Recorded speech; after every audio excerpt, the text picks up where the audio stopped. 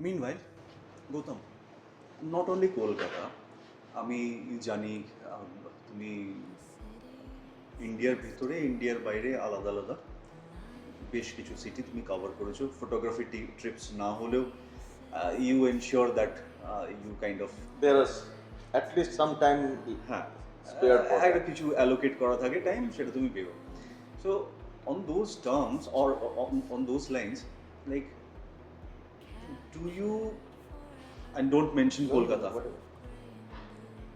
a particular city that you felt that you're very much in rhythm with, like it's in a perfect harmony with what you want to shoot or you rather shoot anywhere in this world where you've been to? I mean, first you told that Kolkata should বলা not যাবে না be বলায় part of বিপদ the- হয়েছে Fine, Kolkata definitely excluded. Kolkata But তো no, আলাদা yeah, I mean, in Kolkata, any corner, everywhere is a kind of, we get something for the trip.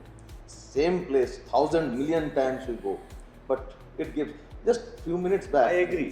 I was just scrolling through the old card memory of which I have not even downloaded or, and I found, what, I did not process this one as yet, almost a couple of months back. Anyways, apart from that, yeah, I very much connect with Varanasi. Benares. That is one place. I mean, I don't get tired 24 hours. Last week itself I was there and my wife also was there. And I don't know what kind of infection that she also got from me.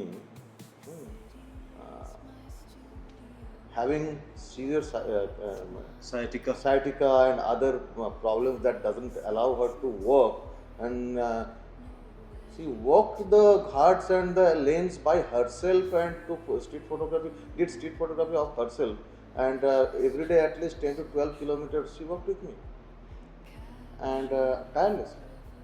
We had coffee and then again moved, no problem at all, and I don't get tired.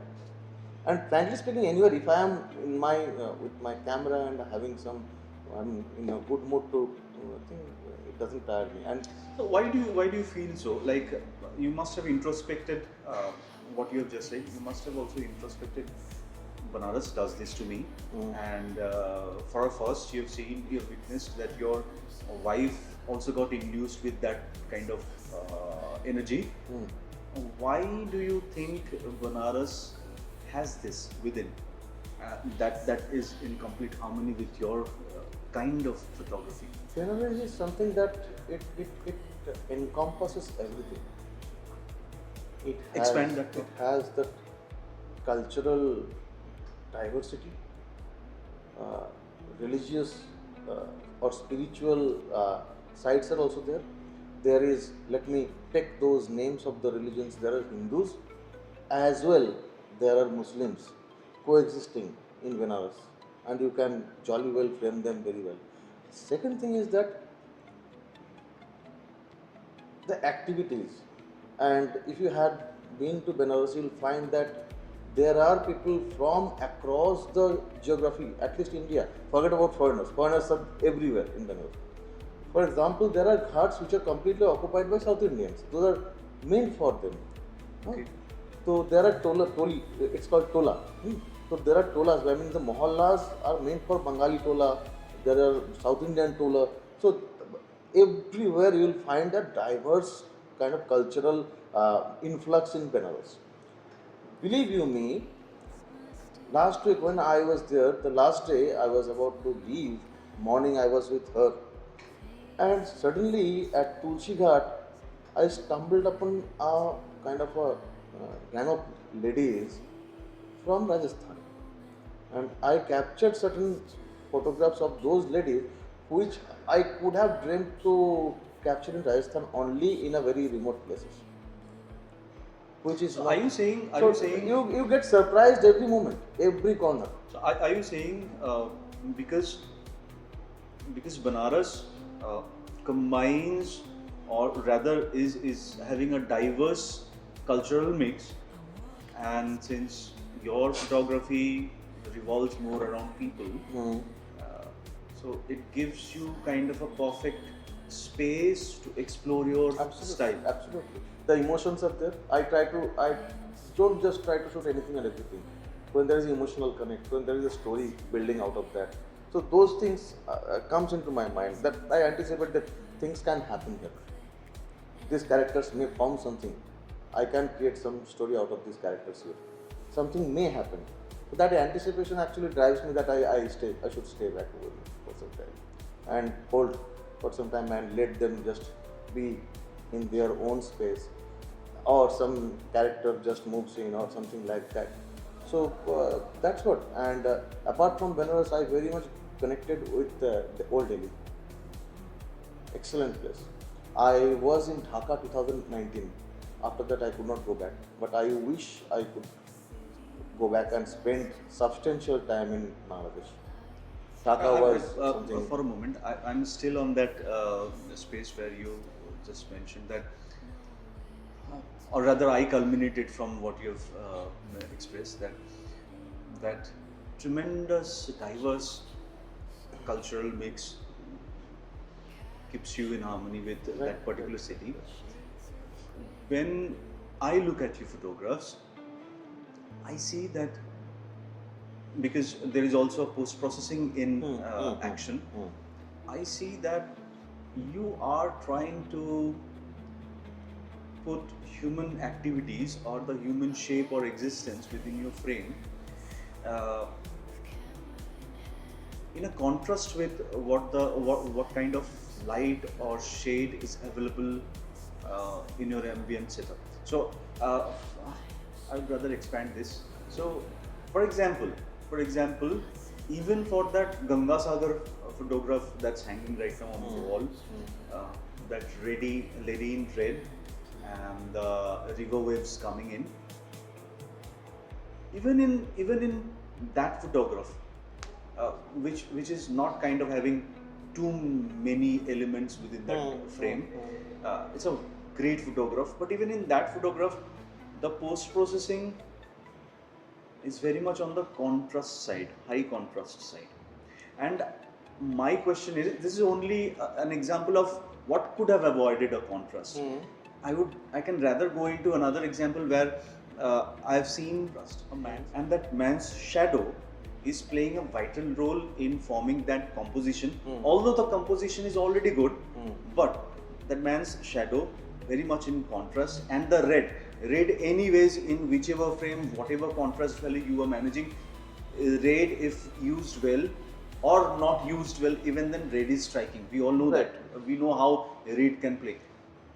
But in that frame, you have ensured that you put that red also in contrast, and also ensure that the shadow also gets its contrast. So I kind of keep consistently witnessing this, that you are very much playing with contrast while framing your shots, as well as while post-processing. Another example, I wouldn't miss this one out.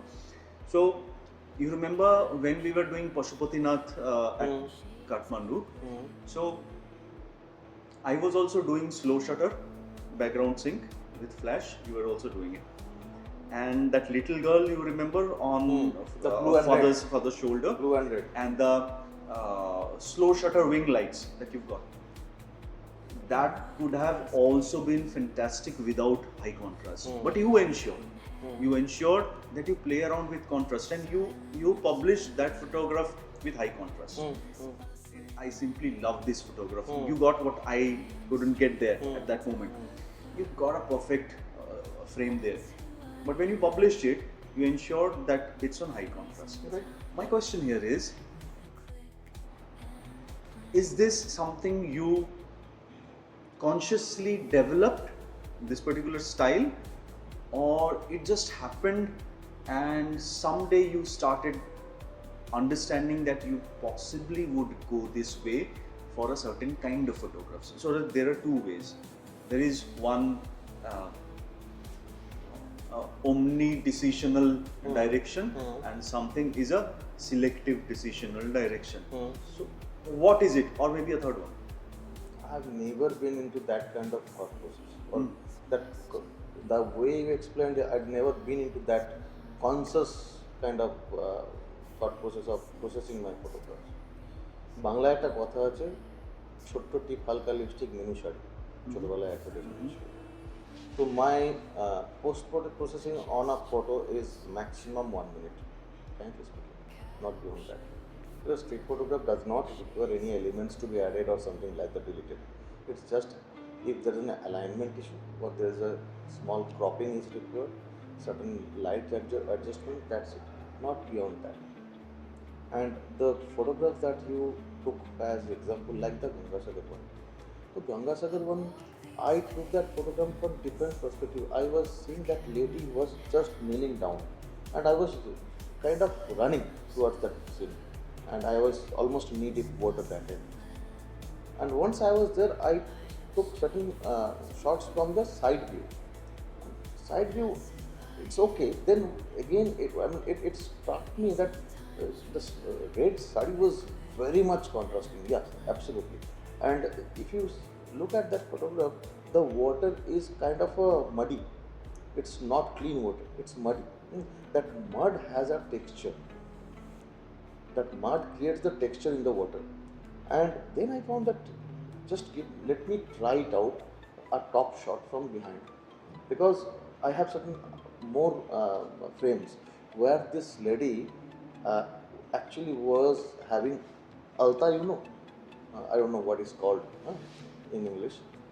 And those two, I wouldn't also know that, but some kind of liquid vermilion liquid that vermilion they are applied on the feet, and that those two just feet were exposed in the water. That is the contrast, and it was giving me the natural contrast. I did not need to kind of do anything extra on that or put any. Rather, I had to tone down the saturation a bit. It could have been much more attractive or even more striking had I put the saturation or the kind of adjustments at that level. Of course, you are taking into consideration optical contrast or a compositional contrast as well as a post-processed contrast. So I've been watching it for a good time now. That this has been Psychological happening. contrast? Huh? What about psychological contrast? When we're talking about Psychological contrast, I would these are not very common shots. I have seen one or two. Once at that that burning photograph. pyre that's No, there. look at this photograph, that one. Okay, so why did I shoot it in a slow shutter? And I made sure that this vermilion on the lady's entire face was strikingly highlighted. Psychological contrast, I wasn't actually talking about that side. Yes, because that's not something that's happening every day. But compositional contrast and post-process wise contrast, they can be observed or witnessed rather regular when you look at a photograph. And you're saying, so you have mentioned that you've not thought at it like what I have asked. You've not thought about it that much in depth. It's just there now.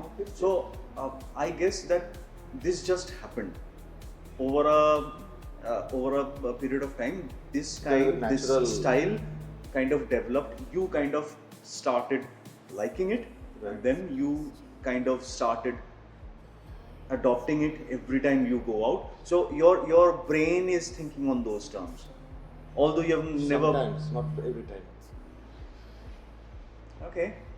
When we are up on screen, when you say sometimes and not every time, I would rather ask the editing to at least run 20 photographs that I have identified, and maybe more, and we will see if this is happening sometimes or every time. Absolutely. But again, not about this particular topic, but you mentioned this is about people, human interest. But have you noticed that while we are doing a lot of contrast thing, like in this discussion, তোমার ফটোতে কিন্তু বেশ কিছু indicative human interest আছে, you're not directly showing their faces or their subtleties. subtleties. Okay. Right. Right. So you're playing a lot around those subtleties. Hmm. Like if I go out, I would rather see a fight happening on street, and I will capture those sentiments, those activities, those facial expressions, their body languages. But you possibly would go out and take that same thing with a subtle hint of something else, or Yes. mix up a story, Hmm. bind two stories, Right. So you are not really on the face. I agree with it. Hmm. You wouldn't really jump onto that Right. activity, Mhm. action, or that scene. You are kind of compositing within a composition. Hmm. So that subtlety is there. Yes. So we Subtlety, agree. yes, that is because actually taking a photograph on the face of it, sometimes it appears to be kind of a documentary. It's more documentary in nature in many cases. Is it? Sometimes, for me. If I mix it with certain subtleties, certain suggestiveness, things are not explicitly told. Let it be half told. Let it be left to the imagination of the audience. So this is more like a short story. You don't complete Yes. it. Actually, And that's what I was coming to. you sign it Once off when- with something more to be I expected. don't want to tell You a- interpret in your way. I don't want to tell a story in multiple frames. I'm not a very good fan of photo story with multiple frames. I'd rather go to a single frame story, whatever the frame it is. Comes from the man who's posting and publishing set of photos left and right every day on Instagram. That is not connected, disjointed. None of them are connected. So why None of them are you connected. sharing disjointed photos as a set? For example, if it is kind of a layers, Mm-hmm. layers in Delhi, layers in Kolkata, layers in Nepal, layers in something else, It still is a set. it's not a story. It's not a story. It still becomes a theme. No, And it's thematic, we are all interpreting It's a thematic. it in a set. not a story. A story can only be there where I am connecting them with the dots are joined with certain kind of a. There is a storyline on it. For example, a woman. How is it not contradicting your own statement? Right. See, Tell me. you're saying that you're binding those layered stories from different cities, which are single frames, with a single point of. I'm not connecting them. You just said. Instagram wants multiple photographs, otherwise the algo does not work. That's why. Otherwise, Beta, are you hearing? I'll be happy to post one photo per day, but Insta does not take into account. This is the truth.